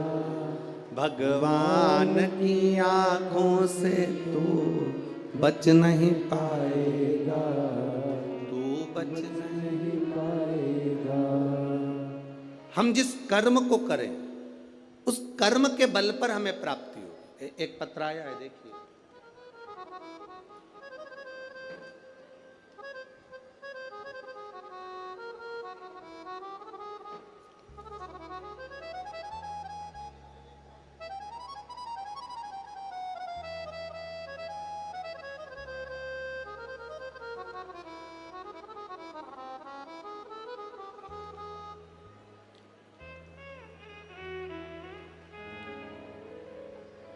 मैं पूनम लाला सेलोकर, गंगाबाग पारड़ी, गंगाबाग पारड़ी, पारड़ी है, पारड़ी नागपुर की निवासी हूँ। कहीं बैठी हो तो हाथ हिला सकती हैं, कहीं बैठी हो तो अपने हाथ हिला सकती हैं। मैं पूनम लाला सेलोकर, गंगाबाग पारड़ी नागपुर की निवासी हूँ। कहीं बैठी हो तो अपना हाथ हिला सकती हूँ, जहाँ कहीं भी बैठी हो। मेरा मोबाइल नंबर ये है। मेरी शादी को 12 साल हो गए थे गुरुदेव, संतान का सुख नहीं था। मैंने नागपुर के सारे डॉक्टरों को दिखाया, पर डॉक्टरों के हिसाब से उन्होंने कहा था कि तुम्हें संतान कभी नहीं होगी। सारे इलाज की रिपोर्टें भी मेरे पास में हैं। क्यों? उसका कारण यह था कि मेरे गर्भाशय में 12 mm की गठान हो गई थी, और 12 mm की गठान बहुत बड़ी गठान होती है गुरुदेव। डॉक्टरों ने कहा कि इसका ऑपरेशन कर भी देंगे तो तुम्हारी बच्चादानी में गर्भ नहीं ठहर सकता, तुम्हारे बच्चा नहीं हो सकता। तब मेरी दीदी ने कहा, आस्था चैनल पर कथा आती है, कभी 1 बजे कभी 2 बजे आती है, उस कथा को श्रवण करो। मैंने 2022 में कथा श्रवण करना प्रारंभ करा। आपने पशुपतिनाथ के व्रत का वर्णन किया। 12 साल तक मेरे यहाँ औलाद नहीं हुई गुरुदेव। जब 12 साल संतान नहीं हुई तब पशुपति व्रत करना प्रारंभ करा। सफ़ेद आंकड़े की जड़ का प्रयोग किया और सफ़ेद आंकड़े की जड़ को मैंने कमर में बांध भगवान शिव का भजन करना प्रारंभ करा। आपने पीपल के पत्ते का जो उपाय बताया वो मैंने किया। और गुड़ियारी रायपुर की कथा मैंने टीवी पर आसन लगाकर सामने टीवी को चालू कर कर पूरी कथा गुड़ियारी रायपुर की सुनी और बाबा की कृपा से उसी महीने में मेरा गर्भ ठहर गया और 17 जुलाई 2023 को मुझे पुत्र रत्न की प्राप्ति हुई है। मैं बाबा को यहाँ प्रणाम करने आई हूँ। कहीं बैठी हैं क्या? बच्चा लाए हैं? बच्चा लाए हो ले आओ, अगर लाए हो तो लेकर आ सकते हो। गुरुदेव, डॉक्टर के हिसाब से मेरे यहाँ कभी संतान का सुख नहीं था।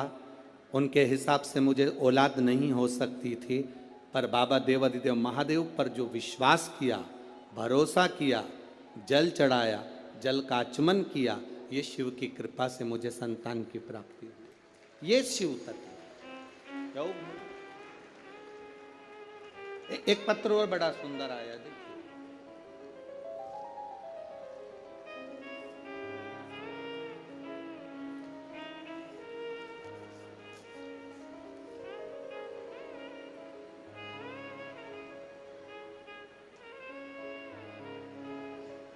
मैं दीपा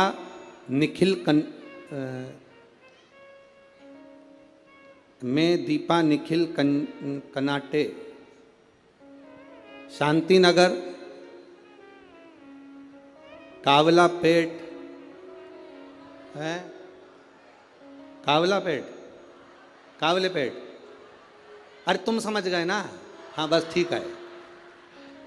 नागपुर मेरा प्लाट नंबर 143। बहुत जोरदार। कहीं बैठी हैं? कहीं बैठी हो तो हाथ हिला सकती हैं। कहीं पर बैठी हो तो हाथ हिला सकती हैं। मैं दीपा निखिल कनाटे, शांति नगर,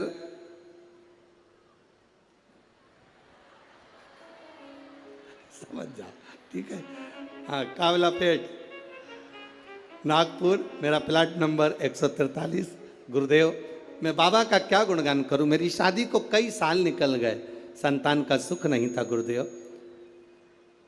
6 साल तो मैं जहां कोई कहता था वहां चली जाती, गोदी भरवा कर ले आती। कोई नारियल डाल डाल कर गोदी में इतने सारे नारियल इकट्ठे हो गए कि एक बार विसर्जन करना पड़ा गुरुदेव। फिर भी संतान का सुख नहीं हुआ। ऐसा कोई दरवाजा नहीं था जिस दरवाजे पर मैं नहीं गई, पर मुझे संतान का सुख नहीं हुआ गुरुदेव। टेस्ट पे भी करवाया, वो भी सफल नहीं हुआ, संतान का सुख नहीं हुआ। किसी ने कहा एक काम करो, पशुपतिनाथ का व्रत करो, शिवजी को जल चढ़ाकर एक बेलपत्र खाओ और जल का आचमन करो। गुरुदेव, बाबा का मैं क्या वर्णन करूं। पशुपतिनाथ का व्रत किया और बाबा की कृपा से तब भी मेरा गर्भ नहीं ठहरा। मेरे 5 व्रत पूरे हो गए। जब गर्भ नहीं ठहरा तो मैंने बाबा से प्रार्थना करी, बाबा तू सबकी सुनता है। वो सियोर वाला महाराज व्यासपीठ पर बोलकर कहता है तू 3 महीने में सुनता है, फिर मेरी क्यों नहीं सुना? बाबा, मैं मंदिर से आ रही थी तो किसी एक महिला ने कहा कि तू एक काम करा कर, मंदिर में पोछा झाड़ू कर लिया कर। मैं मंदिर में सफाई करने लगी, झाड़ू लगाने लगी, पोछा लगाने लगी, मंदिर की बाल्टी में पानी भर कर रख देती, पूरे मंदिर को साफ करती। बाबा की कृपा का मैं क्या गुणगान करूं। केवल 1.5 महीना बीता और मेरा गर्भ ठहर गया। अब गर्भ ठहर गया गुरुदेव, डॉक्टर को जांच कराई तो उसने कहा कि तुम्हारा गर्भ में बच्चा है। अब डॉक्टर ने जांच कर कर कहा कि गर्भ में बच्चा है। बच्चा मेरे गर्भ में रहा। 1 महीना, 2 महीना, 3 महीना, 4 महीना बीतता चले गया। 4थे महीने में मुझे कष्ट बहुत हुआ। जब कष्ट बहुत ज़्यादा हुआ तब डॉक्टर को दिखाया तो तो उसने कहा तुम्हारे गर्भाशय में एक बच्चा है और कोई एक गोला सा दिख रहा है, ऐसा लगता है कि कोई गांठ पड़ी हुई है। तब मुझे भय लगा और मैंने तुरंत गीता प्रेस गोरखपुर की शिव महापुराण की पुस्तक बुलवाई, पढ़ना चालू करा। मेरा 5वां महीना निकला। डॉक्टर कहते रहे तुम्हारे गर्भ में एक बच्चा है और एक गांठ पड़ी हुई है। 6वां महीना पूर्ण हुआ, 7वां महीना पूरा हुआ, धीरे धीरे करते 9वां महीना हुआ। कथा पढ़ती रही, भोलेनाथ का भरोसा करती रही। अब मेरा डिलीवरी का टाइम आया। डॉक्टर ने कह दिया तुम्हारे शरीर में प्लेटलेट कम है तो तुम्हारा साधारण सा नॉर्मल डिलीवरी नहीं हो सकती, तब ऑपरेशन से बच्चा हो। जानकर मैं बड़ी दुखी हो गई। अब करे तो करे क्या। डॉक्टर के अनुसार तुम्हारे गर्भ में एक बच्चा है और एक गांठ है, तो बड़ी सावधानी से बच्चे को जन्म देना पड़ेगा। तब क्या कहूँ गुरुदेव, बाबा तो बाबा है। आप कहते हो भगवान देता है पल्ला झाड़ कर, महादेव देता है चप्पर फाड़ कर। बाबा ने मुझे 2 संतान प्रदान कर दी। जो डॉक्टर कहता था केवल एक गठान है, वो 2 संतान दिए। मैं दोनों बच्चों को लेकर यहाँ आई हूँ गुरुदेव, आपका आशीर्वाद मिले। कहीं बैठी हैं दोनों बच्चों को लेकर जो आई हैं, कहीं बैठी हो तो हाथ हिला सकती हैं जहाँ कहीं बैठी हो, और अगर बैठी हो तो अपने दोनों बच्चों को लेकर व्यासपीठ के पास में आ सकती हैं। मैं दीपा, निखिल, कनाटे, शांतिनगर, ठीक है, कावलापेट, नागपुर, मेरा प्लाट नंबर 143। श्री शिवाय नमस्ते। ये शिव तत्व है, औघड़ी है शंभु, त्रिकालदर्शी है। अरे महाराज, अरे लुटा दिया भंडार,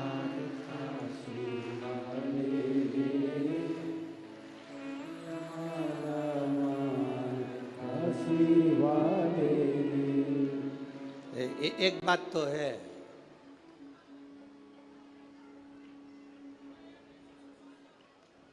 जितने लोग कथा सुनने आए हैं तुम पूरे की पूरे भजन याद करके आए हो, पक्का। बहुत बहुत साधुवाद। और एक बात तो है, विदर्भ विदर्भ है और नागपुर नागपुर है।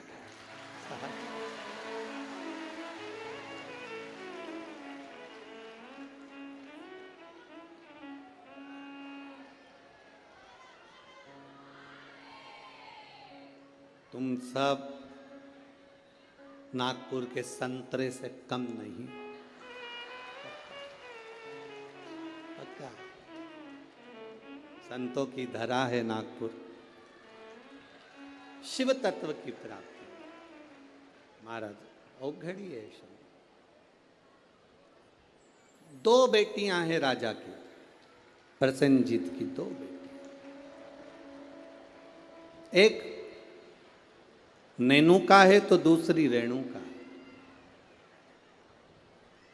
नेनुका अपने राज परिवार में, अपने राजघराने में सुख से आनंद से रह रही है, आनंद से रह रही है। और रेणुका जिसके अंदर भाव शुद्ध है, जिसके अंदर भाव की शुद्ध है, जिसके अंदर आनंद की शुद्धता, वो रेणुका है। दोनों में भाव की शुद्धता। नेनुका राजघराने का आनंद ले रही है, नेनुका राजघराने का सुख पा रही है, और रेणुका राजघराने में रहने के बाद भी अपनी मां रेणु के पद चिन्हों पर चलकर भगवान देवाधिदेव महादेव की अविरल भक्ति में लीन है। अविरल भक्ति,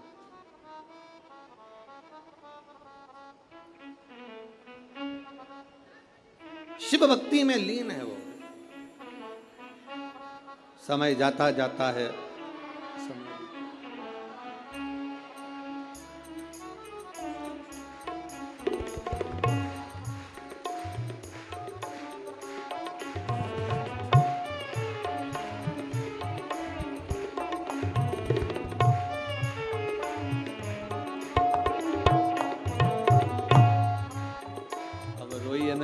खुश होइए, बाबा ने झोली भर दी ना तो रोना नहीं है, अब तो खुश होना है। आप भी मत रो।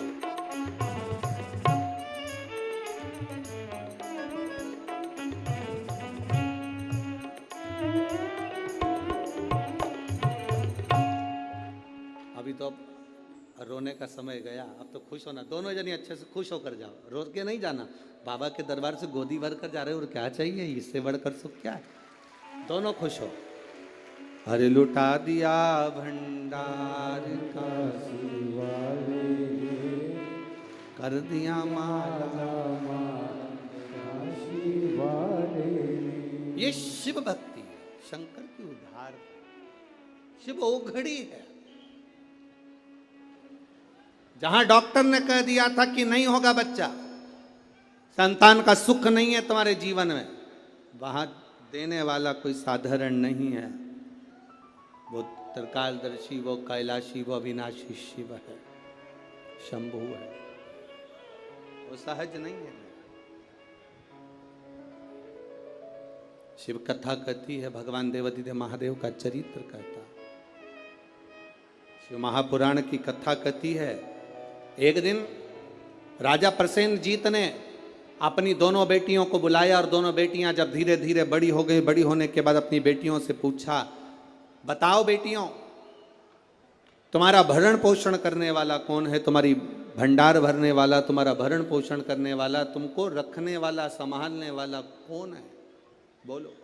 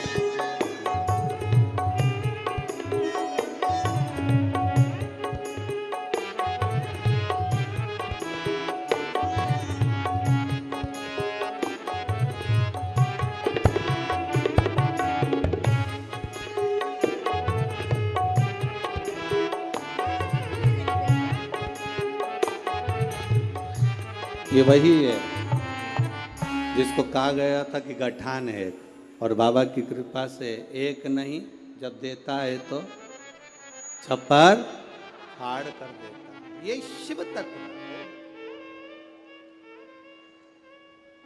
शिव भक्ति है। नेनुका और रेणुका दोनों से पूछा गया, प्रसेनजीत ने दोनों से पूछा, ये बताओ। प्रसेनजीत पूछ रहे हैं कि इस तुम्हारे जीवन का ये भरण पोषण कौन कर रहा है।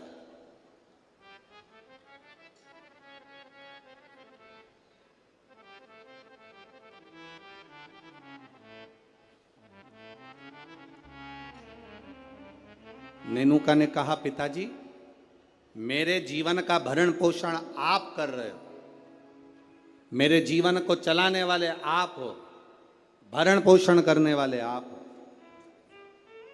अब राजा प्रसेनजीत ने अपनी बेटी रेणुका से पूछा, रेणुका तू बता कि ये भरण पोषण तेरा कौन कर रहा है। रेणुका कहती है, पिताजी ये तो सब जो कर रहे हैं वो भोलेनाथ कर रहे हैं, जो लिखा ललाट पर वो मिल रहा है, जो लिखा, जो ललाट पर लिख दिया वो मुझे मिल रहा। दुख लिखा, सुख लिखा, अच्छा लिखा, बुरा लिखा, जो उसने लिखा वो मुझे मिल रहा। जो लिखा ललाट पर वो मुझे मिला।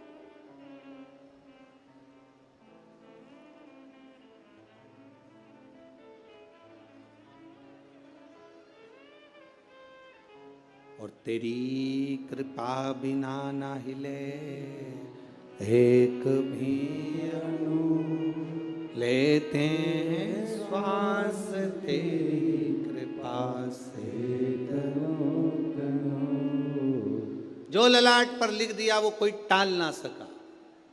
हाँ, ललाट पर लिखा हुआ अगर कोई टाल सकता है तो केवल एक है, वो देव अधिदेव महादेव है, वो टाल सकता है। एक पत्र आया है, देखिए उस पत्र में उसने लिखा, मैं दीपिका अविनाश ठाकुर रामटेक से हूं। कहीं बैठी हैं? बैठी हो तो हाथ हिला सकती हैं। आप ही हैं? दोनों हाथ हिला दो एक बार। हाँ, श्री शिवाय नमस्तुभ्यम। मैं दीपिका अविनाश ठाकुर रामटेक से हूँ। मेरे बाबा के 3 अनुभव मैं बताना चाहती हूँ गुरुदेव, में क्या वर्णन करूँ। मेरी मामी को जो रजनीबेस रामटेक में है, उनको कैंसर हो गया और कैंसर होने के बाद में उनका नागपुर में इलाज चला। नागपुर से इलाज कराने के बाद उनको दिल्ली ले गए। दिल्ली ले गए तब भी उनका कैंसर ठीक होने को नहीं। गुरुदेव आप करें तो करें क्या। तब बाबा देवाधिदेव महादेव पर विश्वास रखकर दिल्ली से दिखाने के बाद में वो ऑपरेशन का बोले पर हम उनको लेकर आए और गुरुदेव शिवजी पे चढ़ी हुई बेलपत्र उनको खाने के लिए देने लगे। शंकर पर चढ़ा हुआ जल उनको पीने के लिए देने लगे। मैं बाबा का क्या गुणगान करूं गुरुदेव। आज बाबा की कृपा से जो मेरी मामी जी को कैंसर हो गया था वो पूर्ण तरह से ठीक है, इसलिए मैं बाबा को यहाँ नमन करने के लिए। आराम है बाबू? दोनों हाथ हिला दो एक बार। श्री शिवाय नमस्तुभ्यम। गुरुदेव शिव कृपा इसी को कहते हैं। गुरुदेव बाबा जब देता है तो साधारण नहीं देता बाबा। गुरुजी आप कहते हो कि सारी समस्या का एक लोटा जल है हल, पर निवेदन करूं गुरुदेव, बेलपत्री में भी वो बल है कि साधारण व्यक्ति उस बेलपत्र को समझ नहीं सकता। ये शिव तत्व की प्राप्ति। बैठिए बहन। शिव भक्ति वो क्या दे रहा है, क्या कर रहा है, ये उसके ऊपर निर्भर है। नागपुर वालों, आप लोगों को मौका मिला है 5 दिन की कथा का। जितने दिल से, हाँ लोग कहेंगे तुमसे भीड़ बहुत है, बहुत गर्दी है, बहुत भीड़ है, बहुत गर्दी है, तो भी कह देना कि वो हमें जहाँ जगह मिले वहाँ बैठकर दिल से जितनी देर मिले उतनी देर की कथा श्रवण कर कर उसको एक बार अपने मन की बात कहकर जरूर जाना। वो 3 महीने में क्या देगा ये उसके ऊपर निर्भर है। वो क्या देगा ये वही जान सकता। भगवान ने अगर आपको धन दिया है तो बन सके जो शिव भक्त यहाँ पर आए उनको दोनों हाथों से कुछ जो बन सके, पानी हो, फलाहार हो, बिस्कुट हो, कुछ भी सामग्री एक बार उनका मुंह झूठा जरूर कराओ और लिख कर रखना अपनी डायरी में कि मैंने 5 रुपए का पानी पिलाया था। 3 महीने इंतजार मत करना, 1.5 महीने में इंतजार कर कर बताना कि वो 5 रुपए का जो पानी पिलाया वो 3 गुना हुआ कि नहीं हुआ, 4 गुना हुआ कि नहीं। उसका फल क्या, क्या मिल रहा है, क्या प्राप्त होगा, ये वही था।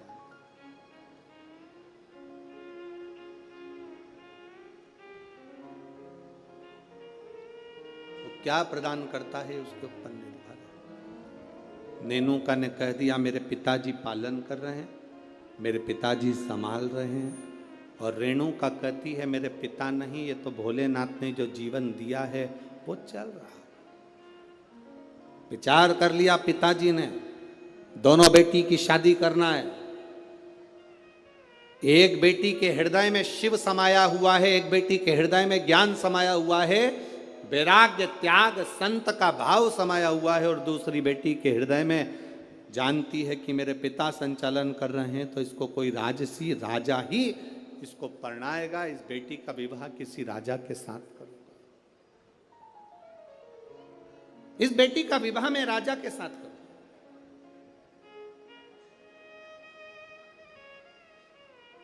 जब भरोसा प्रबल हो जाता है, विश्वास दृढ़ हो जाता है, तब परमात्मा की प्राप्ति का केंद्र बन जाता है।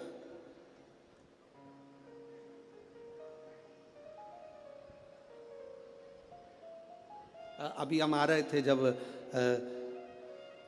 आते आते देखा कि लोग टेंट के बाहर, पंडालों के बाहर लोग धूप में बैठे हुए हैं। बहुत गर्मी है, धूप अपार, पर आप प्रयास करना। 2 बजे कथा चालू हुई, 5 बजे तक चलेगी।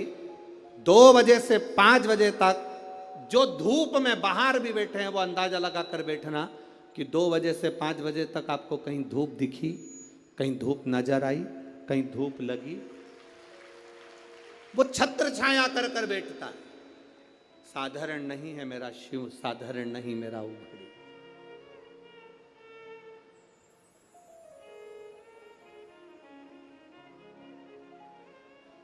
कोई कह रहे थे कि गुरुजी, आदरणीय आमदार जी मोहन मते जी कथा करा रहे हैं।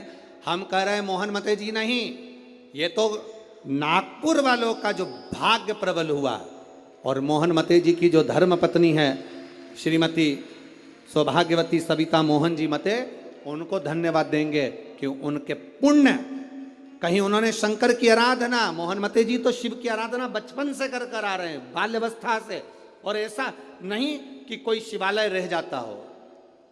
शिवरात्रि पर भी भगवान शंकर के मंदिर में जाना, श्रावण के महीने में शंकर की आराधना करना, शिव भक्ति को अपने हृदय में बिठाना, तो कहीं ना कहीं शंकर की जो करुणा हमारे पुण्य की। एक बच्चा एक गुल्लक भरता है तो फोड़कर गिफ्ट लाता है, फोड़कर जब गिफ्ट लाता है तो वह अपने प्रयोग में लेता है। जब हमारे पुण्य की गुल्लक भराती है तब जाकर अपने परिवार में, अपने क्षेत्र में एक बार शिव महापुराण की कथा हो पाती, तब जाकर कथा हो। श्री मोहन मते जी को मैं कहूंगा, आपके इस कथा से पूरे नागपुर क्षेत्र के ना जाने कितने कितने पुण्य प्रबल हुए होंगे, और ये नागपुर वासियों ने ना जाने कितना 1 लोटा जल चढ़ाया होगा, तब जाकर ये 5 दिन की शिव महापुराण की कथा यहाँ पहुंची। ये कोई सहज है पुराण? बोल बम का नारा है। बहुत अपने पुण्य की प्रबलता हुई, तब जाकर ये शिव महापुराण की कथा हमारे जीवन में एक बार श्रवण करने का सौभाग्य अपने क्षेत्र में, अपने नगर में, अपने गांव में मिल रहा, तब मिल रहा।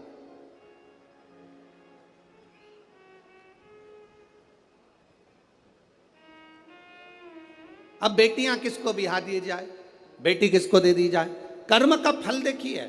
जो भगवान देवादिदेव महादेव ने माता पार्वती को कहा था कि जो मेहनत करता है, पार्वती जो संकल्प ले लेता है, जो नियम ले लेता है, जो व्रत करता है, उसके व्रत का फल हम स्वयं देते हैं। 2 वचन दिए थे माता पार्वती जी को भगवान शिव ने, एक शिव और शक्ति का बल देना, और दूसरा वचन देवादिदेव महादेव ने माता पार्वती को दूसरा वचन, दूसरा वर दिया था, पार्वती सुन, संसार में रहने वाली नारी, पुरुष, बच्चे, बूढ़े, इस मृत्यु लोक में जो रह रहा है, संसार में अगर उसके जीवन में कभी दुख की एक घड़ी भी आई है तो उसके कर्म से आई है। उसने जो पूर्व में कर्म किया होगा उसके अनुसार उसको एक दुख की घड़ी में भोगना पड़ा है। पर उस दुख की घड़ी में पार्वती, अगर उसने भूलवश भी मुझे याद किया, शंकर कहते हैं मैं उसी क्षण उसके दुख को मिटाने के लिए संसार सागर में पहुंच जाऊंगा। मैं वचन देता हूं। ये माता पार्वती जी को शिव जी ने 2 वचन दिए। पार्वती, एक शिव और शक्ति का बल व्रत उपास साधना तप करने वाले को मिलता है। नवरात्र का व्रत करने वाले कई लोग नंगे पैर चलते हैं, कई लोग एक समय दूध लेते हैं, कोई कहता है कि मैं लौंग पर व्रत करता हूं, कोई अपने शरीर पर जवारे बो लेता है, कोई कुछ नियम धारण करता है, कोई कुछ नियम धारण करता है। सारे नियम व्रत साधना तप जितने लोग करते हैं, घबराने की जरूरत नहीं। ये बल तुम्हें जो देता है वो शिव देते हैं, वो भगवान शंकर शक्ति के साथ देते हैं। और ध्यान देना, दुख की घड़ी में अगर तुम्हारे कर्म के अनुसार तुम्हें दुख भोगना पड़ रहा है तो उस दुख में भी घबराना नहीं। अगर दुख परमात्मा ने दिया है तो वो उस दुख को समाप्त करने का बल भी आपको प्रदान करता है। वो शिव तत्व है, वो ओघड़ी है, वो शंकर है, ओघड़ी शिव है।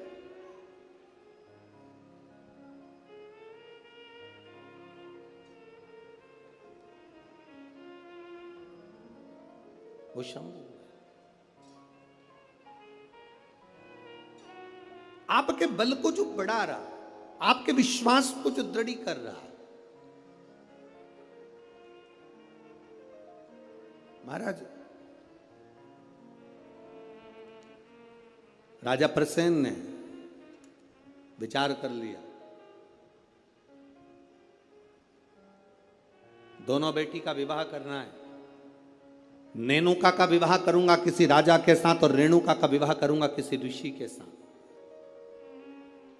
नेनुका सहस्त्रार्जुन को दी गई, जिसकी हजारों भुजाएं थी, खूब राजसी ठाट था, खूब बल था। नेनुका सहस्त्रार्जुन को दी गई, जितने रावण को भी अपने काबू में कर रखा था। ढेर बल था सहस्त्रार्जुन के पास में, ढेर संपदा थी सहस्त्रार्जुन के पास में। बड़ा प्रबल, बड़ा वीर राजा था सहस्त्रार्जुन, बड़े प्रबल थे सहस्त्रार्जुन। सहस्त्रार्जुन साधारण नहीं थे, बड़े प्रबल, बड़े वीर। जो रावण को भी अपने कब्जे में रखता हो वो साधारण नहीं हो सकता है।